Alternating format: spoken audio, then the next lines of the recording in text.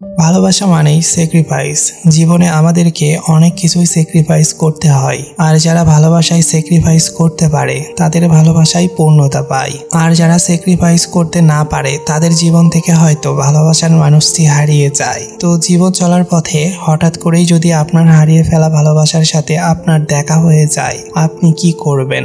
আজকের এই ভালোবাসার গল্পটি আপনার হৃদয়ের গভীর থেকে গভীরে থেকে যাবে। হয়তো মুভির শেষটা হবে আপনার একটি বড় দীর্ঘশ্বাস আর কয়েক ফোঁটা চোখের পানি দিয়ে। মুভিটির নাম হচ্ছে আস এন্ড দেম। পুরো মুভিটি দুটি সময়ে চলতে থাকবে, একটি বর্তমান আর একটি অতীত, যেখানে বর্তমানে সবকিছুই সাদা কালো আর অতীতের সবকিছুই রঙিন থাকবে। তাই এই গল্পটি 1 মিনিটও টেনে দেখলে আপনি কিছুই বুঝবেন না। তো কথা না বাড়িয়ে চলুন মুভির মূল গল্পে যাওয়া যাক। সময়টা ছিল 2007, চাইনিজ নিউ ইয়ারের ছুটির আগের দিন। সবাই নিজ পরিবারের সাথে ছুটি কাটাতে যাচ্ছে। সবাই নিজ গন্তব্যের ট্রেনটি ধরার জন্য ছুটে চলেছে। ছুটিতে নিজ ঘরে ফেরার আনন্দটাই অন্যরকম। ট্রেন ধরতে শত শত মানুষ, কোথাও পা ফেলার একটুও জায়গা নেই। টিসি টিকিট চেক করছিল। এই মেয়েটি তার ব্যাগের মধ্যে টিকিট খুঁজছিল, কিন্তু সে খুঁজে পাচ্ছে না। টিসি তাকে বলে, তোমাকে জরিমানা দিতে হবে অথবা ট্রেন থেকে নেমে যেতে হবে। তখন আমাদের এই গল্পের নায়ক লিন পেছন থেকে উঠে দাঁড়ায় আর মেয়েটিকে উদ্দেশ্য করে বলে, আমার কাছে এক্সট্রা টিকিট রয়েছে। মেয়েটি পেছন ঘুরে তাকায়। এই মেয়েটির নাম হচ্ছে ফ্যাং। সে আমাদের মুভির নায়িকা। ফ্যাং একটি মুচকি হাসি দেয় আর গল্পের শুরুটা এখানেই হয়েছিল। ঘটনা এবার বর্তমানে চলে আসে। আর আপনাদের আগেই বলেছি, বর্তমানের ঘটনাগুলোকে সাদা কালো দেখানো হবে আর অতীতের ঘটনাগুলোকে রঙিন। আজও ছিল নিউ ইয়ারের ছুটির আগের দিন। লিনের এবার সিটটি ছিল প্লেনের বিজনেস ক্লাসে। হঠাৎই লিন লক্ষ্য করে এই বিমানে ফ্যাংও উঠেছে, কিন্তু তার সিটটি ছিল ইকোনমিক ক্লাসে। ফ্যাংও লিনকে দেখতে পায়। এক সময় তাদের মধ্যে চোকাচোকি হয়ে যায়। ফ্যাং একটি মুচকি হাসি দেয়। ঘটনা এখান থেকে আবারও সেই 2007 সালে ট্রেনের মধ্যে চলে আসে। খুব অল্প সময়ের মধ্যে ফ্যাংয়ের সাথে লিনের খুব ভালো একটা বন্ধুত্ব হয়ে যায়। তারা জার্নিটাকে খুব উপভোগ করছিল। তারা দুজনেই জানতে পারে তাদের বাসা আসলে পাশাপাশি গ্রামে। হঠাৎই ট্রেনটি দাঁড়িয়ে যায়। সামনে অনেক তুষারপাত হওয়ায় রেল লাইন আটকে গিয়েছে। লিন আর ফ্যাং ট্রেনে অপেক্ষা করতেই থাকে। অনেকটা সময় পার হয়ে গিয়েছে, ট্রেন ছাড়ার কোনো নাম নেই। তাদের গ্রামটা এখান থেকে খুব একটা দূরে ছিল না, তাই তারা বন্ধুরা সবাই মিলে ট্রেন থেকে নেমে যায়। তাদের গল্প থেকে আমরা জানতে পারি লিন আসলে একটি গেম ডেভেলপমেন্ট কোম্পানিতে চাকরি করে আর ফ্যাং পার্ট টাইম নানা ধরনের কাজ করে। তারা দুজনেই রাজধানী বেইজিং এ থাকে। লিনের মা বেঁচে নেই। প্রতি বছর নববর্ষের ছুটিতে লিন তার বাবার কাছে চলে আসে। ফ্যাং এর মা বাবা দুজনই বেঁচে আছে, কিন্তু তাদের ডিভোর্স হয়ে গিয়েছে। ফ্যাং এর বাবাও এই গ্রামেই থাকে, কিন্তু ফ্যাং এর গ্রাম পছন্দ না, তার বেইজিংই পছন্দ। তাই এই যাত্রাটা তার জন্য বিরক্তিকর। আর এইসব গল্প করতে করতেই তারা গ্রামের একদম কাছেই চলে এসেছে। ঘটনা আবারও বর্তমানে চলে আসে। সেদিনের মতো আজও তুষার ঝড়ের কারণে প্লেন ছাড়তে বিলম্ব হচ্ছে। সব যাত্রী প্লেন থেকে নামছিল। লিন ফ্যাং এর ব্যাগটি নিজের হাতে নেয় আর বলে, আমার সাথে চলো। এয়ারপোর্টেরই একটি পাশের হোটেলে যাত্রীদের থাকার ব্যবস্থা করা হবে, কিন্তু শুধুমাত্র বিজনেস ক্লাসের যাত্রীরাই আলাদা রুম পাবে। লিন তো বিজনেস ক্লাসেরই যাত্রী ছিল, তাই সে অনুরোধ করে ফ্যাংকেও তার সাথে নিয়ে নেয়। তারা দুজন রুমে বসেই সেই পুরানো স্মৃতিচারণ করছিল। ঘটনা আবারও সেই রঙিন অতীতে চলে আসে। ফ্যাং আসায় তার দাদাবাড়ির লোকেরা অনেক খুশি হয়। আর এইদিকে লিনের বাবা নিউ ইয়ার উপলক্ষে অনেক কিছু রান্না করেছেন তার ছেলের জন্য। লিন সেগুলোই মজা করে খাচ্ছিল। হঠাৎ করেই লিন বাইরে লক্ষ্য করে ফ্যাং সেখানে এসেছে আর বাচ্চাদের সাথে আতশবাজি ওড়াচ্ছে। ফ্যাংকে দেখে লিন অনেক খুশি হয়। তারা দুজন হাসাহাসি করতে থাকে। এরই মধ্যে লিনের বাবা বের হয়। লিন তার বাবার সাথে ফ্যাংকে পরিচয় করিয়ে দেয়। লিনের বাবা ফ্যাংকে আজ রাতে তাদের সাথে ডিনার করতে দাওয়াত দেয়। ওই দিন রাতের বেলা লিনদের অন্যান্য আত্মীয়দের সাথে ফ্যাংও খেতে বসেছে। ফ্যাংকে সবাই খুব অল্প সময়েই আপন করে নেয়। সবাই ভাবে ফ্যাং হয়তো লিনের গার্লফ্রেন্ড। খাবার শেষে তারা মিটি ঝিলিমিটি আলোর মধ্যে তুষারের উপর হাঁটছিল। লিন ফ্যাংকে তার বাড়ি পৌঁছে দিচ্ছে। এই মধ্যে 12:01 বেজে যায়। পুরো আকাশ আতশবাজির রঙে রাঙিয়ে যায়। পুরানো বছরকে পিছনে ফেলে নতুন বছরের আগমন। লিন চিৎকার করে বলে, আমি বারবার চাই এই গ্রামে ফিরে আসতে। অন্যদিকে ফ্যাং চিৎকার করে বলে, আমি বেইজিংয়ে কোনো সরকারি চাকরিজীবীকে বিয়ে করে সেখানে নিজের ঠিকানা বানাতে চাই। এটা ছিল দুজনের দুই রকমের নববর্ষের ইচ্ছা। এরপরে তারা বেইজিংয়ে ফিরে এসেছিল। ফ্যাং তার পার্ট টাইম কাজগুলো নিয়ে ব্যস্ত হয়ে পড়েছিল। অন্যদিকে লিনও তার কাজ নিয়ে ব্যস্ত ছিল, কিন্তু তাদের মধ্যে যোগাযোগ ছিল। একদিন লিনরা আড্ডা দিচ্ছিল, তখন সেখানে ফ্যাং একটি ছেলেকে নিয়ে আসে। ছেলেটি একটু মোটাসোটা আর হাবাগোবা টাইপের ছেলে, কিন্তু সে খুব বড় একটি সরকারি চাকরি করে। ফ্যাং সবার সাথে তার পরিচয় করিয়ে দেয়, এটাই তার বয়ফ্রেন্ড। আর ফ্যাং তার এই বয়ফ্রেন্ডের টাকার গল্প সবাইকে দিতে থাকে। ফ্যাং আসলে বেইজিংয়ে স্থায়ীভাবে বসবাস করার জন্য যে কাউকেই বিয়ে করতে পারে। লিন তাদের এই নতুন সম্পর্ককে অভিনন্দন জানায়। ফ্যাং এর এই নতুন বয়ফ্রেন্ড অতিরিক্ত ড্রিঙ্কস করার ফলে অজ্ঞান হয়ে যায়। লিন আর ফ্যাং মিলে তাকে বাসায় পৌঁছে দেয়, আর এই পুরোটা রাত লিন আর ফ্যাং গল্প করেই কাটিয়ে দেয়। পরদিন লিন তার বন্ধুদের সাথে মজা করছিল, তখনই হঠাৎ ফ্যাং এর কল আসে তার ফোনে। লিনকে সে তখনই দেখা করতে বলে। পরের দৃশ্যেই দেখা যায় ফ্যাং তার সকল জিনিসপত্র নিয়ে লিন যেখানে থাকে লিনের সাথে সেখানেই চলে এসেছে। লিন থাকতো খুব ঘনবসতিপূর্ণ একটা বিল্ডিং এ। তার রুমটা ছিল খুবই ছোট। তাদের আশেপাশে ছোট ছোট ঘরে শত শত পরিবার থাকতো। ফ্যাং লিনকে জিজ্ঞেস করে, আমি কেন চলে এসেছি তা তো তুমি জিজ্ঞেস করলে না। লিন বলে, আমি বুঝতে পেরেছি, বয়ফ্রেন্ডের সাথে ব্রেকআপ। ফ্যাং নিজে থেকেই বলতে শুরু করে, ওর মা আমার সব কিছুতেই দোষ ধরতো। আমার খাওয়ার স্টাইল পছন্দ না, আমার জামা কাপড় পছন্দ না, এমনকি আমার কথা বলার ধরনও তাদের পছন্দ না। এত কিছু কম্প্রোমাইজ করে আমি থাকতে পারবো না। ফ্যাং নিজে নিজেই এই সব বকবক করছিল। হঠাৎই লিনের পাশের রুমের একটি মেয়ে তার দরজার সামনে আসে। সে জিজ্ঞেস করে, তোমাদের সম্পর্ক কি? ফ্যাং বলে ওঠে, আমরা বয়ফ্রেন্ড গার্লফ্রেন্ড। আপনার কোনো সমস্যা? ফ্যাং আসলে খুব চঞ্চল আর ঠোঁটকাটা টাইপের মেয়ে। ওই দিনের মতো তারা দুজন শুয়ে পড়ে। ফ্যাং খাটের উপরে আর লিন ফ্লোরে। ফ্যাং এর কাছে পুরো পরিবেশটা অনেক অদ্ভুত লাগছে। পরের দিন সকালবেলা লিনের কাছে একজন কাস্টমার আসে একটি সফটওয়্যারের সিডির জন্য। লিনরা শুধু গেমসের সিডি বিক্রি করত। লিন ওই লোকটিকে উপরের দোকানের একটি অ্যাড্রেস দিয়ে দেয়। আসলে ওই দোকানে এখন ফ্যাং চাকরি করে। লোকটি ফ্যাং এর কাছে যায়, আর কিছু সময় পর লিন দেখতে পায় ওই লোকটি আর ফ্যাং নিচে নামছে। লিন বুঝে যায় ফ্যাং তার প্রেমের জালে লোকটিকে ফাঁসিয়েছে। দোকানের কাজ শেষ করে লিন একটু এক্সট্রা ইনকামের জন্য ফুটপাতের গেমসের সিডি বিক্রি করে। ফ্যাং সেখানে আসে আর লিনকে সে হেল্প করছিল। সেখানে একটি ছেলে আসে। ফ্যাংকে দেখে সে ফ্যাং এর সাথে ফ্লার্ট করছিল।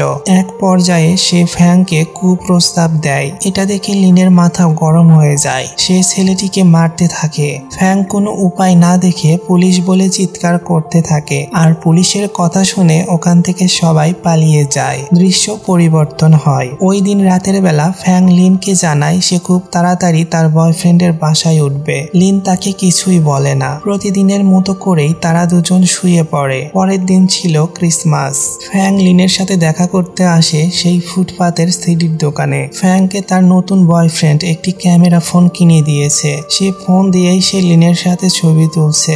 লিন ফ্যাংকে জিজ্ঞেস করে, আজ তো ছুটি, বয়ফ্রেন্ডের সাথে না ঘুরে এখানে কি করছো? ফ্যাং বলে, ও একটা মিটিং এ ব্যস্ত আছে। লিন একটু তাচ্ছিল্য করেই বলে, আজ ছুটির দিনেও মিটিং? লিন তার জিনিসপত্রগুলোকে গোছাতে শুরু করে, আর ফ্যাংকে বলে, চলো আজ আমরাই সেলিব্রেট করি। তারা দুজন মিলে একটা বড় শপিং সেন্টারে এসেছে। সেখানকার বড় স্ক্রিনে তারা নিজেদের দেখে খুবই খুশি হয়, কিন্তু হঠাৎ করেই ফ্যাং এর মুখটা একদম মলিন হয়ে যায়। ওই স্ক্রিনে তার বর্তমান বয়ফ্রেন্ডকেও দেখতে পায়। তার সাথে তার ওয়াইফ ও বাচ্চারাও ছিল। ফ্যাং জানতো না যে তার বয়ফ্রেন্ড বিবাহিত।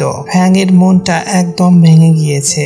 লিন তার মাথার চুলটি তুলে নেয় আর নিজ মাথায় পরে। আসলে ফ্যাং এতদিন তার বয়ফ্রেন্ডের পছন্দেই বড় চুল পরত। লিন ফ্যাং এর অবস্থা বুঝে তাকে হাসানোর চেষ্টা করতে থাকে। ওই দিন রাতের বেলা তারা দুজন লিনের বাসায় ফিরেও অনেক ড্রিঙ্কস করে। আজ ফ্যাং এর সময়ের সাথে সাথে লিনও মাতাল হয়ে গিয়েছে। তারা দুজন মাতলামি করতে থাকে। এক পর্যায়ে লিন ফ্যাংকে বলে, আগামী 3 বছরের মধ্যে দেখো আমি অনেক ধনী হয়ে যাব।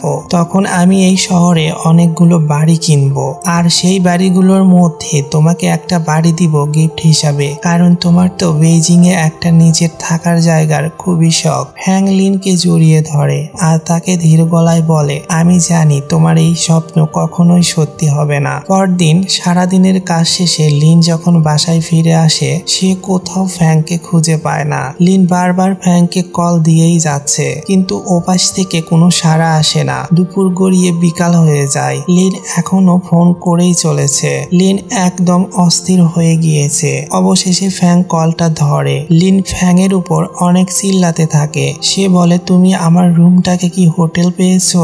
যখন ইচ্ছা হবে তখন চলে যাবে, আবার যখন ইচ্ছা হবে চলে আসবে। আমিও কিন্তু একটা মানুষ, আমারও কিন্তু তোমাকে নিয়ে চিন্তা হয়। ওপাশ থেকে ফ্যাং লিনকে বলে, আমি নতুন একটা বয়ফ্রেন্ড খুঁজে পেয়েছি। লিন আবারও চুপ হয়ে যায়। ঘটনা বর্তমানে চলে আসে, আর ওই দিনের কথা মনে করে লিন আর ফ্যাং হাসতে থাকে। তখন তাদের বন্ধুত্বটা কতই না বাচ্চাদের মতো ছিল। সেই সব স্মৃতি আজ তাদের হাসির কারণ, কিন্তু এই হাসিটাও কিছু সময়ের মধ্যেই নীরব হয়ে যায়। তারা দুজন দুজনের দিকে অপলক দৃষ্টিতে তাকিয়েছিল। তাদের দুজনের চোখই পানিতে টলটল করছিল। এই নীরবতার মধ্যেও লুকিয়ে আছে অনেকগুলো আক্ষেপের স্মৃতি। ঘটনা আবারও সেই রঙিন অতীতে চলে যায়। কিছুদিন পর ফ্যাং লিনের সেই রুমে এসেছিল, কিন্তু তখন লিন সেখানে ছিল না। লিনের বন্ধু ফ্যাংকে জানায়, ওকে তো পুলিশ ধরে নিয়ে গিয়েছে গেমসের সিডি পাইরেসি করে বিক্রি করার অপরাধে। ফ্যাং সাথে সাথে জেলখানার সামনে চলে যায়, কিন্তু ফ্যাং লিনের সাথে দেখা করতে পারে না, কারণ আগামীকাল ছিল আরো একটি নববর্ষ। তাই জেলখানার বেশিরভাগ কর্মী এখন ছুটিতে চলে গিয়েছে। ফ্যাং ওখান থেকে সরাসরি লিনের সেই গ্রামের বাড়িতে চলে এসেছিল। সে লিনের বাবা ও তার পরিবারের সাথে নববর্ষ উদযাপন করছে। সে সবাইকে মিথ্যা বলে। লিন তার গেমসের কাজ নিয়ে শহরে অনেক ব্যস্ত, তাই এবছর সে আসতে পারেনি, কিন্তু সবার জন্য গিফট পাঠিয়েছে। এই গিফটগুলো আসলে ফ্যাংই কিনে নিয়ে এসেছিল। লিনের বাবা ফ্যাংয়ের কাছে তার ছেলে ছোটবেলায় গেমসের জন্য কতটা পাগল ছিল সেই স্মৃতি তা বর্ণনা করছিল। লিনের বাবা ফ্যাংয়ের কাছে তার নিজ হাতে বানানো কিছু খাবার তার ছেলের জন্য দিয়ে দেয়। ফ্যাং এবার লিনের বাবাকে বিদায় জানিয়ে সামনের দিকে পা বাড়ায়। লিনের বাবা ভিতরে ঢুকে যায়। ফ্যাং অনেক কাঁদতে থাকে, কারণ সে জানে এই খাবারগুলো লিনের কাছে পৌঁছাবে না, কারণ সে তো এখন অন্ধকার জেলের মধ্যে। ঘটনা এখান থেকে চলে আসে আরো কিছুদিন পর। আজ লিন জেল থেকে মুক্তি পেয়েছে। ফ্যাং তাকে নিতে এসেছে। তারা দুজন একটি সুন্দর জঙ্গলের পথ ধরে হাঁটছিল। তারা বিভিন্ন গল্প করছিল, আর হঠাৎই ফ্যাং লিনকে প্রপোজ করে বসে। লিনকে দেখে মনে হচ্ছিল সে কিছু সময়ের জন্য থমকে গিয়েছে। সে যেন নিজের কানকে বিশ্বাস করতে পারছে না। এই দিনটার জন্যই তো সে অপেক্ষা করছিল। লিন ফ্যাংকে জড়িয়ে ধরে, আর এই দিন থেকেই শুরু হয়েছিল লিন আর ফ্যাংয়ের অফিসিয়াল ভালোবাসার গল্প। অফিসিয়াল বলছি এই কারণেই, কারণ লিন আসলে সেই প্রথম দিন থেকেই ফ্যাংকে পছন্দ করত। লিন আর ফ্যাং তো অনেক আগে থেকেই একসাথে থাকতো। এখন ফ্যাং লিনকে তার গেমস বানানোর কাজেও সাহায্য করে। ঘটনা বর্তমানে চলে এসেছে। লিনের ফোনে তার ওয়াইফের কল এসেছে। লিন তার বাচ্চার সাথে কথা বলছে। তার বাচ্চা পুরো রুম দেখতে চাইছে, তাই ফ্যাং লুকিয়ে পড়ে। লিনের যখন তার পরিবারের সাথে কথা বলা শেষ হয়, তখন সে দেখতে পায় ফ্যাং আশেপাশে নেই। তখন জানালা দিয়ে লিন লক্ষ্য করে বাইরের ফ্যাং তুষারের মধ্যে দাঁড়িয়ে আছে আর তার দিকে হাত নাড়ছে। ঘটনা এখান থেকে আবারও অমনি এক শীতের রাতে চলে যায়। লিন আর ফ্যাং একটি ট্যাক্সির জন্য অপেক্ষা করছিল, আর তাদের ভালোবাসার খুনসুটিগুলো করছিল। কিন্তু ফ্যাং ট্যাক্সিতে যাবে না, কারণ ট্যাক্সি ভাড়া বাঁচাতে পারলে তাদের দুবেলার খাবার হয়ে যাবে। এমনকি ফ্যাং লিনকে এটাও বলে, আমি খুব তাড়াতাড়ি একটি পার্ট টাইম জব খুঁজে নিব। আমি তোমাকে একটু সাপোর্ট দিতে পারলে তুমি গেমস বানানোর দিকে আরো একটু মনোযোগ দিতে পারবে। লিন ফ্যাংকে সান্ত্বনা দেয়, আমরা চিরজীবন এমন গরিব থাকবো না, এক সময় আমরাও বড়লোক হব। লিন একটি ট্যাক্সির ডাক দেয়। ফ্যাং ওই ট্যাক্সির জানালা দিয়ে মাথা বের করে চিৎকার করে বলতে থাকে, হে বেইজিং শহর, তুমি শুনে রাখো, একদিন আমরাও বড়লোক হব। এই শহরে আমরা নিজেদের গাড়ি নিয়ে ঘুরে বেড়াবো, তুমি আজকের কথা মনে রেখো। এরপর লিন তার কাজের পরিমাণ আরো বাড়িয়ে দেয়, আর ফ্যাং পার্ট টাইম যে কাজই পেত না কেন সে কাজই করত। টাকা সেভ করার জন্য এক বাটি খাবার দুজন শেয়ার করে খেত। এইসব নিয়ে তাদের কোনো আফসোস ছিল না। দিন শেষে তারা দুজন ছিল এই পৃথিবীর দুজন সুখী মানুষ। তাদের দেখে মনেই হতো পারফেক্ট ভালোবাসার গল্প বুঝি এটাকেই বলে। ফ্যাং লিনকে জিজ্ঞেস করে, আমরা দুজন তো পৃথিবীর সবচেয়ে সুখী কাপল, কিন্তু ধরো যদি তোমার সাথে আমার কোনোদিন ব্রেকআপ হয়ে যায় আর যদি অনেক বছর পর আবারও দেখা হয় তখন তুমি কি করবে? লিন বলে, এটা কখনোই সম্ভব নয়, তবুও বলি তোমাকে যদি দেখতে পাই তুমি খারাপ আছো তাহলে আমার খারাপ লাগবে, আর তোমাকে যদি দেখি তুমি ভালো আছো তাহলে আমার আরো খারাপ লাগবে। ফ্যাং তখন লিনকে বলে, আই উইশ আমাদের জীবনের সময়টা এখানেই থেমে যেত। ঘটনা এখান থেকে আবারও সাদা কালো বর্তমানে চলে আসে। ফ্যাং লিনকে বলে, আমাদের সেই ব্রেকআপটা তো হয়েই গিয়েছিল। লিন বলে, তাতে কি, আমাদের তো আবার দেখা হলো। লিন জিজ্ঞেস করে, আমাদের ব্রেকআপের পরের দিনগুলো তোমার কেমন গিয়েছিল? ফ্যাং বলে, প্রথম দিকে অনেক স্ট্রাগল করতাম। এইসব কথা বলতে বলতেই ঘটনা আবারও চলে যায় সেই রঙিন অতীতে। এই নববর্ষে তারা দুজন মিলে তাদের জমানো টাকা দিয়ে একটা গাড়ি ভাড়া করেছে। এমনকি আজ সন্ধ্যায় তাদের সকল বন্ধুকে তারা দাওয়াত করেছে। তারা সকল বন্ধুরা মিলে অনেক মজা করে। লিনকে নিয়েও তারা একটু হাসাহাসি করে, কারণ লিন এখনো কোনো ভালো জব পায়নি। পার্টি শেষে অনেক লম্বা একটা বিল আসে, যে টাকা আসলে লিনের কাছে ছিল না। লিনের খুব কাছের এক বড়লোক বন্ধু সকল টাকা পে করে দিয়ে লিনের কানে কানে বলে, আগামী বছর তুই ট্রিট দিস। ওই দিন লিনের কাছে নিজেকে বড্ড বেশি ছোট মনে হয়েছিল। লিন অনেক ড্রিঙ্কস করে তার বাবার সাথে দেখা করতে এসেছিল। লিনের বাবা তাকে সান্ত্বনা দেয়। তখন লিন মাতাল অবস্থায় বলে, কোনো বাবাই তো তার ছেলেকে এভাবে দেখতে চায় না, তুমি কিভাবে সবকিছু স্বাভাবিকভাবে মেনে নাও বাবা? লিন তার বাবার উপরেও রেগে যায়। তারা আবারও সেই ভাড়া করা গাড়ি নিয়ে বেইজিং এ ফিরতে থাকে। লিন ঘুম ঘুম চোখে ফ্যাংকে বলতে থাকে, তুমিও তো এমন কোনো লাইফ চাওনি, তুমিও তো চেয়েছিলে বেইজিং এ তোমার নিজের একটা ঘর, অনেক টাকা আর সাজানো সংসার। ফ্যাং বলে, এখন আমার ওইগুলো চাই না, এখন তুমি আছো, এটাই যথেষ্ট। লিন নিজ থেকেই বলে, তুমি আমাকে করুণা করছো, তোমার ওই সব কিছুই চাই, কিন্তু আমি তোমাকে দিতে পারছি না, তাই তুমি এমনটা বলছো। ফ্যাং বলে, ভালোবাসার জন্য অনেক কিছুই স্যাক্রিফাইস করতে হয়। লিন এটা শুনে আরো বেশি রেগে যায়। কেন স্যাক্রিফাইস করতে হবে? শুধুমাত্র আমার টাকা নেই বলে আমার ভালোবাসার মানুষগুলো কেন আমাকে করুণা করবে? লিন ফ্যাংকে অনেক গালাগালি করতে থাকে। ফ্যাংয়ের চোখ দিয়ে শুধু পানিই পড়ছিল। লিন আসলে জীবনে ভালো কিছু করতে পারছে না দেখে হতাশায় একদম ডুবে গিয়েছে, আর অতিরিক্ত ড্রিঙ্কস করার ফলে তার ভিতর থেকে সবকিছু বের হয়ে আসছে। আমাদের ছেলেদের জীবনের এই সময়গুলো খুবই খারাপ যায়। যাই হোক, লিন তার কাজের জায়গাতেও মন দিতে পারছে না। সে কাস্টমারদের সাথে ফোনে খুবই খারাপ ব্যবহার করে। একদিন একজন কাস্টমারকে অফিসের মধ্যেই মেরেছে। লিন এখন প্রচুর সিগারেট খায় আর ড্রিঙ্কস করে, আর ফ্যাং তার পাশেই বসে থাকে। অন্য টেবিলে থাকা দুটি ছেলে ফ্যাংকে টিচ করে, আর মাতাল লিন সাথে সাথেই ছেলে দুটোকে ইচ্ছা মতো মারতে থাকে। ফ্যাং এর আর সহ্য হচ্ছে না। সে লিনকে গিয়ে জোরে একটা থাপ্পড় মারে আর তাকে বলে, এখন আমাকেও মারো, মেরে ফেলো আমাকে। দিন যত যাচ্ছিল লিনের হতাশার লেভেলও তত বাড়ছিল। সেই সাথে সাথে তার পাগলামির মাত্রাটাও বাড়ছিল। তারা দুজন এখন একই ঘরে থাকে ঠিকই, কিন্তু লিন সব সময় চুপচাপই থাকে। সে ফ্যাংয়ের সাথে আগের মতো করে কথা বলে না। এরই মধ্যে লিনের ফোনে তাদের বাড়িওয়ালার কল আসে। বাড়িওয়ালা লিনকে বলে আগামীকাল বাসাটি ছেড়ে দিতে, কারণ তার এক আত্মীয় গ্রাম থেকে আসবে আর সে এই রুমেই উঠবে। ছেলেটির হতাশার পরিমাণ আরো একটু বেড়ে গেল। পরদিন সকালবেলা লিনরা তাদের সকল মালামাল একটি ভ্যান গাড়িতে তোলে, আর এতদিনের এই বাসাটিকে বিদায় বলে তারা দুজন নতুন গন্তব্যে রওনা হয়। নতুন এই বাসাটি ছিল মাটির বেসমেন্টের নিচের একটা রুম। বাইরের আলো ভালোভাবে এই রুমে আসতো না। ফ্যাং একদম নিস্তব্ধ হয়ে গিয়েছে। সে ছোট জানালা দিয়ে শুধু বাইরের দিকেই তাকিয়ে থাকে, আর এখন সব সময় তার চোখের কোণে পানি জমে থাকে। ফ্যাংয়ের ফোনটা বেজে ওঠে। এটা ছিল লিনের বাবার কল। লিনের বাবা লিনকে ফোনে পাচ্ছে না। ফ্যাং লিনকে ফোনটা দেয়। লিনের বাবা লিনকে বলে, কাল তো নববর্ষ, তুই আসবি না? লিন তার বাবাকে একটু ঝাড়ি দিয়েই বলে, নববর্ষ হয়েছে তো কি হয়েছে, কাল আমার এখানে পার্টি রয়েছে, অনেক খাবার কিনে নিয়ে এসেছি, আর প্রতি বছর তোমার ওই একই রান্না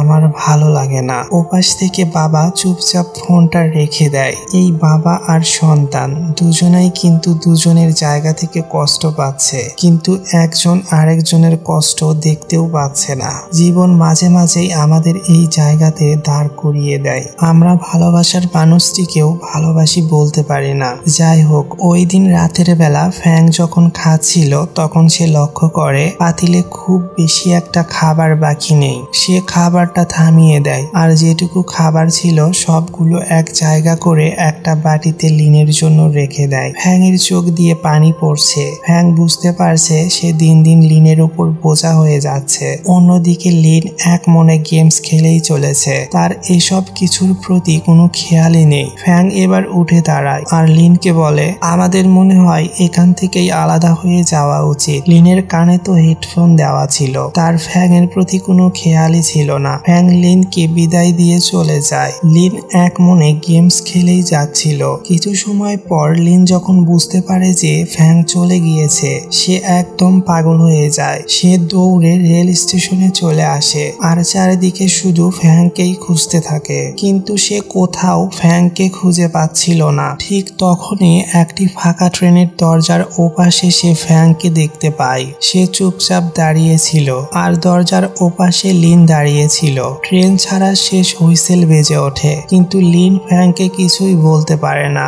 দরজা আটকে যায়। ধীরে ধীরে ট্রেনটি চলে যায় তার দৃষ্টি সীমানার বাহিরে। ঘটনা আবারও সেখান থেকে সাদা কালো বর্তমানে চলে আসে। লিন ফ্যাংকে জিজ্ঞেস করে, তোমাকে যদি আমি সেই দিন আটকাতাম তাহলে আজ কি হতো? ফ্যাং বলে, তুমি যদি ওই দিন আমাকে আটকাতে, হয়তো আমাদের দুজনের জীবনের চলার পথটা আলাদা হতো না। তোমার হাতটা ধরেই সারা জীবন থেকে যেতাম। লিন ফ্যাং এর হাতটা ধরে আর তারা দুজন বরফের মধ্যে দিয়েই দৌড়াতে থাকে। লিন অনেক দামি একটি গাড়ি ভাড়া করেছে। তারা বাই রোডেই বেইজিং এ ফিরবে। এতে করে তারা আরো কিছুটা সময় একসাথে থাকতে পারবে। আর গাড়িতে বসে তারা অতীতের গল্পই করতে থাকে। লিন বলে, তুমি হচ্ছ পৃথিবীর বেস্ট এক্স গার্লফ্রেন্ড। তখন ফ্যাং এর চোখ দিয়ে পানি পড়ছিল।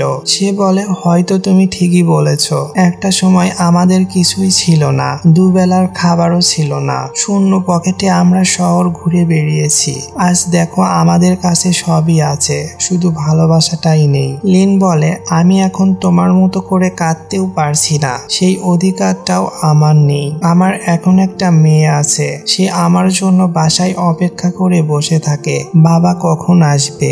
আমাদের মানুষের জীবনটাই এমন, আমরা শূন্য পকেটে চিন্তা করি আমাদের পকেটে অনেক টাকা থাকলে পৃথিবীর সকল ভালোবাসাই কিনতে পারবো। অথচ দেখো এখন আমার টাকার অভাব নেই, ভালোবাসার মানুষটাও পাশাপাশি বসে আছে, কিন্তু সেই ভালোবাসাটা নেই, আর না আমি সেটাকে কিনতে পারবো। দুজন মানুষই এক না বলা আক্ষেপ নিয়ে কাঁদতে থাকে। দৃশ্য আবারও সেই অতীতে চলে আসে, যেদিন ফ্যাং লিনের জীবন থেকে হারিয়ে গিয়েছিল। ওই দিন লিন বাসায় ফিরে একদম পাগল হয়ে গিয়েছিল। পরের দিন থেকেই লিন শুরু করে এক অন্যরকম জীবন। যে জিনিসগুলো টাকার জন্য তার জীবন থেকে হারিয়ে গিয়েছে সে সব কিছুই ফিরিয়ে আনবে। সে দিন রাত এক করে গেমস বানাতে থাকে। গেমে দুটো ক্যারেক্টার ছিল, মেয়ে ক্যারেক্টার নাম ছিল কেইলি আর ছেলে ক্যারেক্টারের নাম ছিল ল্যান। গেমসটি ফ্যাং থাকতেই বানাচ্ছিল লিন।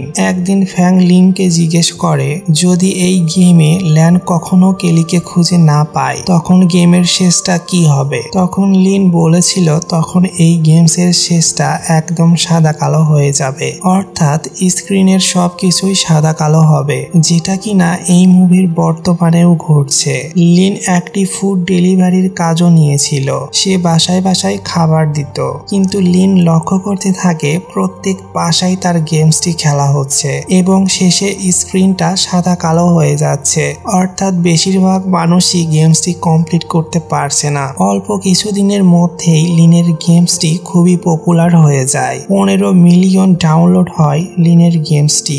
বড় বড় কোম্পানি লিনের সাথে কন্ট্যাক্ট করে। পুরো দেশ জুড়ে লিনের নাম ছড়িয়ে পড়ে। একদিন ফ্যাং যখন রাস্তার পাশে বসে নুডলস খাচ্ছিল তখন টিভিতে লিনকে দেখানো হচ্ছিল আর তার সফলতার গল্প শোনানো হচ্ছিল। ফ্যাং টিভির সামনে গিয়ে দাঁড়ায়। লিন সবার উদ্দেশ্যে বলে, আজ আপনাদের একটি মেয়ের গল্প শোনাবো। ওর নাম ফ্যাং। আমার গেমসের সফলতার পেছনে একমাত্র কারণ ও। আর আপনারা যারা আমার গেমসটি খেলেন, এখানে কেলি ক্যারেক্টার হচ্ছে ফ্যাং আর ল্যান্ড ক্যারেক্টার হচ্ছি আমি। এইদিকে ফ্যাংয়ের চোখ দিয়ে শুধু পানি পড়ছিল। লিন তার নিজের জন্য একটা বাড়ি কিনতে এসেছে, মস্ত বড় এক বাড়ি। সেখানেও লিন ফ্যাংকে কল্পনা করছিল। ফ্যাং তার বিশাল ব্যালকনিতে গিয়ে দাঁড়ায় আর সেখান থেকে সে যখন নিচের দিকে তাকায় সে দেখতে পায় কেউ ছোট ভ্যান গাড়িতে করে বাসা বদল করছে। লিন যেন তার রঙিন অতীত দেখতে পায়। এই শহর আর শহরের মানুষগুলো কতই না বিচিত্র। এরপর থেকে লিন ফ্যাংকে অনেক মেসেজ করতে থাকে। এই বছর নববর্ষে সে বাড়ি যাবে কিনা। তার বাবা তাকে দেখতে চায়, কারণ লিনের বাবা এখনো জানে না ফ্যাং আর লিনের ব্রেকআপ হয়ে গিয়েছে। কিন্তু ফ্যাং লিনের কোনো টেক্সটেরই উত্তর দেয় না। কিন্তু পরের দৃশ্যে দেখা যায় এই বছর ফ্যাং লিনের বাবার সাথে দেখা করতে গিয়েছিল। তারা তিনজন একসাথেই নববর্ষ পালন করছিল। লিন তার বাবাকে বারবার বোঝাচ্ছিল সে বেইজিং এ অনেক সুন্দর একটা বাড়ি কিনেছে, সে তার বাবাকে সেখানে নিয়ে যেতে চায়। আর ফ্যাংকেও সে একই কথা বোঝায়, কিন্তু এরা দুজনের কেউই রাজি না। লিন তখন রাগ করে ঘর থেকে বের হয়ে যায়। ফ্যাং তার পিছু পিছু আসে। ফ্যাং লিনকে থামায় আর বলে, তোমার সমস্যা কি? লিন চিৎকার করে বলে, আমি এত কষ্ট করি কাদের জন্য? আমি এত বড় বাড়ি কিনেছি কার জন্য? কাদের জন্য? ফ্যাং বলে, তোমার কি মনে হয় তোমার বাবা এত কষ্ট করে তোমাকে পড়াশোনা করিয়েছেন তোমার কিনা বাড়িতে থাকবে বলে? আর আমি তোমাকে ছেড়ে গিয়েছিলাম তোমার বাড়ি নেই বলে? তুমি ভুল লিন, তুমি এখনো ভুলের মধ্যেই আছো। ফ্যাং এটা বলেই সামনের দিকে হাঁটা দেয়। লিন তার পেছন পেছন দৌড়াতে থাকে। সে ফ্যাংকে বলে, আমি তোমাকে বুঝতে পারছি না। ফ্যাং তখন একটু তাচ্ছিল্য করেই বলে, তুমি আমাকে আর তোমার বাবাকে কখনোই বোঝোনি। লিন সেদিন বলেছিল আমরা সবকিছু ভুলে আবারও কি আগের মতো হতে পারি না? আমি এখন আর আগের সেই মানুষটা নেই লিন। এটা বলেই ফ্যাং হাঁটতে হাঁটতে সেখান থেকে চলে যায়। ঘটনা এখান থেকে বর্তমানে চলে আসে। লিন ফ্যাংকে বলছে, আমি বিয়ের পর আমার ওয়াইফকে বাবার সাথে যেদিন প্রথম পরিচয় করিয়ে দিয়েছিলাম বাবা তখন ঠিক মতো চোখে দেখতে পেত না। সে ভেবেছিল আমার ওয়াইফ তুমি। সে সেই দিন আমার ওয়াইফকে তোমার নাম ধরেই ডেকেছিল। ফ্যাং শুধু একটি দীর্ঘশ্বাস ফেলে। এরপর তাদের গাড়ি ছুটে চলেছে বেইজিং এর দিকে। আঁকাবাঁকা পথ দিয়ে তারা ছুটে চলেছে। কেউ কারোর সাথে কোনো কথা বলছে না। এক শুনশান নীরবতা। এক সময় গাড়ি পৌঁছে যায় বেইজিং এ, ফ্যাং এর বাসার ঠিক সামনে। লিন ফ্যাং এর ব্যাগগুলো বাসায় ঢুকিয়ে দেয় আর ফ্যাংকে বলে বিদায়। লিন চলে যাচ্ছিল। ফ্যাং আবারও ছুটে আসে। ফ্যাং লিনকে হাসি মুখেই বলে, আমাদের মনে হয় জীবনে কখনো আর দেখা না হওয়াই ভালো। লিনও হাসি মুখে দুহাত বাড়িয়ে দেয়। তারা দুজন শেষবারের মতো দুজনকে জড়িয়ে ধরে। লিন খুব আস্তে করে ফ্যাং এর কানের কাছে বলে, ভালো থেকো। ফ্যাংও মাথা নেড়ে উত্তর দেয়, থাকবো। এটাই ছিল এই দুজন পরিচিত মানুষের শেষ দেখা। লিনের বাবার মৃত্যুর আগে ফ্যাং এর জন্য একটা চিঠি লিখে গিয়েছিল। সে ফ্যাং আর লিনকে সবসময় একসাথে দেখতে চাইতো। প্রতি বছর নববর্ষে ফ্যাং এর জন্য অপেক্ষা করত। আজ লিনের বাবা বেঁচে নেই, কিন্তু তার লেখা চিঠিটা পড়ে ফ্যাং অনেক কাঁদছে। চিঠি পড়া শেষে ফ্যাং লিনের বানানো সেই গেমসটি খেলতে বসে। যখন গেমসটি তার খেলা শেষ হয় তখন দেখা যায় ফাইনালি ল্যান্ড কেলিকে খুঁজে পেয়েছে আর তাদের স্পর্শে সবকিছু রঙিন হয়ে যায়। আর এই গেমসের শেষে লেখা ওঠে, ল্যান্ড কখনোই কেলিকে ভুলে যাবে না। আর ধীরে ধীরে সাদা কালো স্ক্রিনটি রঙিন হয়ে যায় আর মুভিটা এখানেই শেষ হয়ে যায়। আমি জানি না এই মুভির গল্পটা আপনার হৃদয়ের ঠিক কতটা গভীরে থাকবে, তবে আমার মতো মানুষের হৃদয়ের এক কোণে এই মুভির গল্পটি আজীবন রয়ে যাবে। আপনার মতামত অবশ্যই কমেন্টে জানাবেন। আর একটি কথা, আমাদের জীবনে ব্রেকআপ হতেই পারে, শেষ বিদায় বলতে হতে পারে আমাদের প্রিয় মানুষটিকে, তবে সেই বিদায়টা যেন এমন হয় জীবনে চলার পথে হঠাৎ করেই যদি তার সাথে দেখা হয়ে যায় যেন তার সামনে মাথা উঁচু করে দাঁড়াতে পারেন। আজ এ পর্যন্তই, ভালো থাকবেন সবাই, ধন্যবাদ।